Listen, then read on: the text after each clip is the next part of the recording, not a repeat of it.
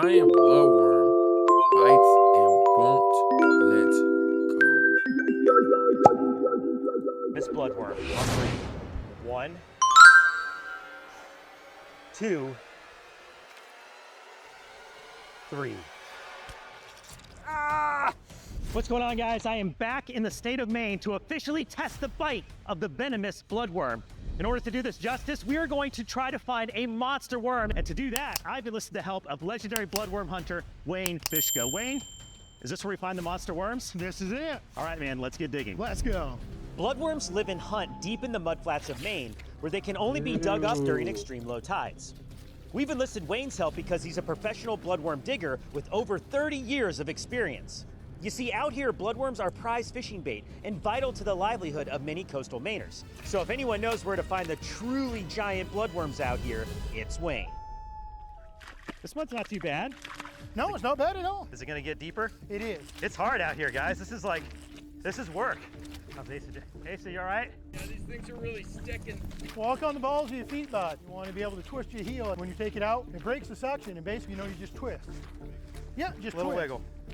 Walk and wiggle, guys, like a worm. As you can see, it's very slow moving in the mud, so we're gonna have to find our bloodworms fast once we get out there. High tide is moving in quickly, and this whole area we're digging in will be 10 feet underwater in less than an hour. All right, let's get at it. All right, so this is it? This is it's it. going right in. I'm getting at it. Okay. Cause right here. Check You already this out. got one? Check this out. Look. Oh, wow, that's a big one. Check that out, man. Look at that. Look at the head on that. All right, let's put it in the bucket. Yes, sir. All right, awesome. Now I gotta find one. We're trying to dig as many monster-sized bloodworms as we can while the tide is still low. And then we'll pick the largest one, the true monster bloodworm, for the bite test. Oh, bloodworm. Got my first one. That's a beauty. Look at that. Got one. Haha. That First is bloodworm a of the day. beauty. Keep working. All right, here's a sandworm. Here's a really good sandworm, too.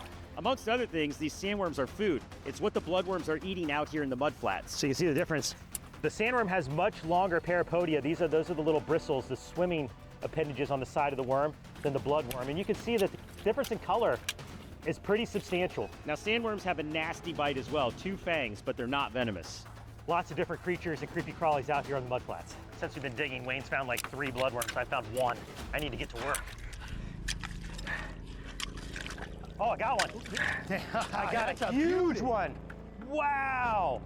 Oh my gosh, this is the biggest bloodworm I've ever caught. Look at the size of that bloodworm, guys. Huge. Yes. So Wayne, you think the bigger the worm, the bigger the bite? I think the bigger the worm, the bigger the bite. All No right. question. All right, let's dig up a big one, guys. That's what we came for. Oh yeah. Look at that right there. Whoa. That's a monster. That is a huge bloodworm, Wayne. That's a contender. Let's put that in the bucket. Yes. Oh, there we go. Right there. Now, these are venomous creatures. They do bite, and they bite without warning. Now, one of the ways people are often bit is when they're picking them up from the mud, because they will actually shoot their mouth part out, their proboscis, in order to dig. Watch this. Whoa. You see that? So not only does it use that projectile mouth, that proboscis, to grapple its prey and consume the other worms that live in this environment, it actually uses that proboscis to bore tunnels so it can bury itself down in the mud. See the hole it makes? Pretty darn cool. Oh, what is this? Look at that. Holy smokes. Well, this is a milky ribbon worm. This is a huge milky ribbon worm.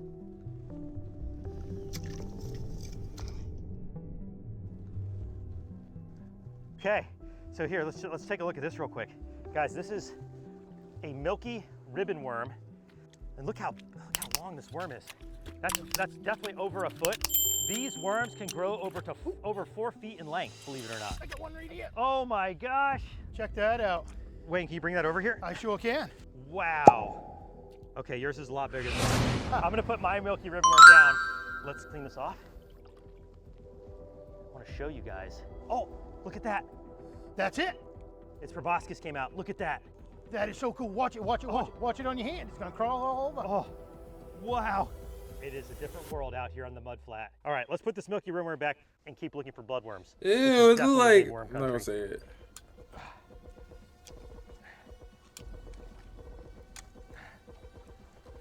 Tide's coming in. You see all that water, guys? We gotta keep digging. Oh, that was a big one. That's a huge one. Come on, come out. Ugh. Yes!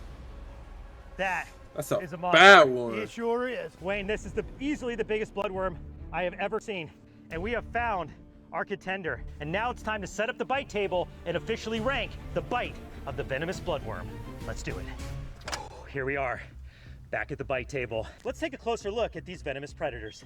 Wayne, you got our worms? I sure do, right here. Oh man, that's a full bucket. Look at all these worms. Oh my goodness. Let's take a few out and get a closer look. Wow, look at that. These are all jumbos. Now, these are the only marine worms on the planet that can deliver a venomous bite, but it is not the only venomous worm on the planet. In fact, I've already ranked another species of venomous worm, the bearded fireworm, on the bite sting index. Ah, yeah, that burns. Ah! And it rated as a 9. In fact, even to this day, I still have scars left over from the fireworm, so I'm curious, can the bloodworm's venomous bite stack up to that venomous sting from the fireworm? Well, today we're officially going to find out. Now let's talk about how it delivers the venom. It is a complex venom, much like snake venom, that they use to incapacitate or paralyze their prey. Once they latch in with those jaws, they inject the venom, stun their prey, so then they can easily eat it whole. And the proboscis, the mouth part, is actually on the inside of the worm, and when it shoots it out of its mouth, it's almost flipping its stomach inside out. And at the end of the proboscis, there are 4 hooked fangs. In addition to delivering venom, those 4 teeth are like grappling hooks, and that's exactly what I want to show you right now. If we can get one to fire off its proboscis, I will attempt to head it, and I will show you a very up-close shot of those 4 hooked fangs. Now, Wayne, I'm gonna give you all the credit for this because until I saw Wayne do this in one of his videos, I had no idea heading a bloodworm was even possible. How did you figure this out? Just over time. I mean, you see them come out and it's kind of like you've only got that split second. They're so quick, you've got to get behind that base of the head, and to be able to really get a good shot of them, you've really got to be quick, because they are. These bloodworms are capable of firing off a bite, but in order to do today's bite test, I'm gonna intentionally put those painful grappling hooks into my arm. So let's just watch here. As soon as I see a proboscis fire out, I'm gonna grab it. Oh, got it. Got one. That's a big one too, look at this. Now if I just hold it, it's going to readjust and show us those fangs. I gotta be careful to not get bitten right now. This is an easy way to take a bite. I do not recommend anybody do this at home. If you ever find bloodworms, this is not the safest way to handle one. All right, there you go. See those jaws? Look at that. That is the inside of the bloodworm's mouth, and you can see there are 4 grappling hook reverse fangs at each corner of the mouth. And not only are those fangs used to pierce the skin and inject venom, but they're grappling hooks. They actually use it to clinch onto their prey and suck it into their mouth and inside the gullet of their body. When it comes to bizarre creatures, it's hard to think of one more bizarre than the bloodworm. Now, I think it's time to pick out the bloodworm that's going to deliver the infamous bite for this video. And to do that, we are going to go for the biggest one possible. All right, I'm gonna grab all the giant bloodworms out of the bucket, and then Wayne will help me pick the biggest of the bunch for the bite. Oh man. Didn't come all the way to Maine to do a bite test with a little bloodworm. No, that's not gonna cut it. Nope. Small. Small. That one's good. All right. I think we got some contenders here. Wayne, I'm gonna need your help on this one. Okay. Let's start eliminating. Like, do you see any in here that look undersized to you? This one looks a little small. One's a little small. All right, we'll put this one back. Yeah. Boy, look at the girth on that one and this one. Look at that thing there. Oh my gosh. That thing there is huge. That's a contender. It sure is. All right, put that one back. I'm gonna say this, or this. Let's move these other ones out. Okay, so these down to these 3. Yep, down to those 3. Okay. Boy, I'll tell you, that one there looks like a nice worm. Okay. That really does. All right. Wayne, this is the one. That's the one. This is the beast. These are not small worms either. They're all big, but we're gonna go with the professional on this one. Wayne, I think you picked that winner, man. Look at the size of this worm. Oh my goodness. I mean, guys, this worm is well over 1.5 feet in length when it's all extended out. but look at how thick it is. And you can really see why they call them bloodworms with this. Look at that. You can see all that dark, oozy blood inside the belly of the worm. And you can see it actually if I go like this. Slides up and down, giving them the name bloodworm. But look at that. Look at how huge it is. Oh boy, this is gonna hurt. All right, now we just need to sit here and wait for this bloodworm to shoot its proboscis out. I will head it and then intentionally let it grapple onto my forearm. And once it hooks in, nasty looking, bro. it's not gonna wanna let go. I think getting it to bite is one thing, getting it off is another challenge.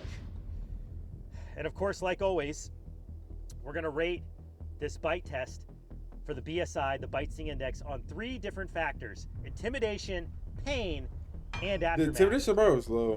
And I can tell you right now, the aftermath of this bite is gonna be a doozy. All right, now the bite from these bloodworms are, oh, got it. Oh yeah. Woo! Talk about a waiting game. All right, here we go, guys. This is it. Oh, this is gonna be gnarly. I'm Mark Vins, and I'm about to enter the bite zone with the venomous bloodworm on 3. 1, 2, 3.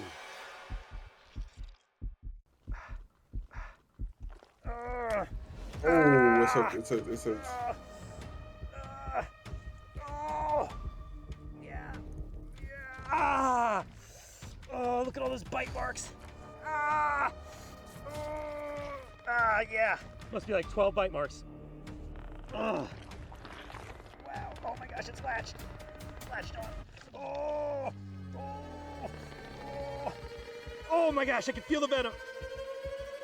Oh, I can't get it off. Oh. Ah. Oh. All right, I'm gonna put the worm back. Oh. Let's catch it. Let's catch it. Let's Feels catch like it. 4 bee stings at once. Each fang I could feel popping through the skin. Oh yeah, and that is gonna swell up, guys. Wait till you see this. See all the redness there? Starting to come through?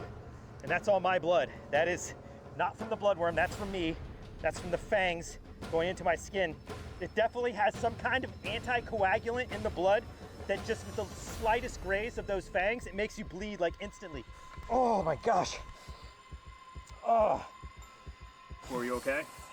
Oh, it's gonna be burning for a while. Are you okay?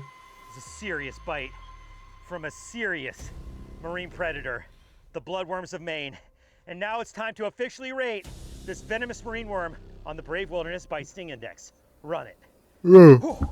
On intimidation, these bloodworms have an ultra-high creep factor. They're like an alien from another planet. And watching those hooked fangs move around, knowing they're designed to latch into flesh, sets my nerves on fire. And for that, I rank them an 8.5 out of 10. Now, pain is where the bloodworm truly earns its score on the BSI. Hey, Ben, I Those got hooked jaws bit me over and over again, allowing more and more super painful venom to enter my body. Each fang was painful on its own, so getting bitten by all 4 at once, wow, yeah, that hurt. And then the pain for the venom was red hot and caused immediate redness and swelling all around the bite zone. So for all this, I give the pain a 9 out of 10. Now for aftermath, the bite of the bloodworm swelled and itched terribly for over 72 hours after I was bitten. 5 days later, it had essentially healed with no sign that it ever happened in the first place. By comparison, the aftermath of the fireworm sting lasted for months and racked up one of the worst aftermath scores on the BSI to date. The bloodworm, however, still gets a respectable 8 out of 10 for aftermath. Altogether, the bloodworm ranks at an 8.5 out of 10 on the Brave Wilderness Bite Sting Index, climbing high on the all-time rankings, but falling just short of the ferocious fireworm. Dang. If you enjoyed that, What the frick you got going on, Mark? That's disgusting.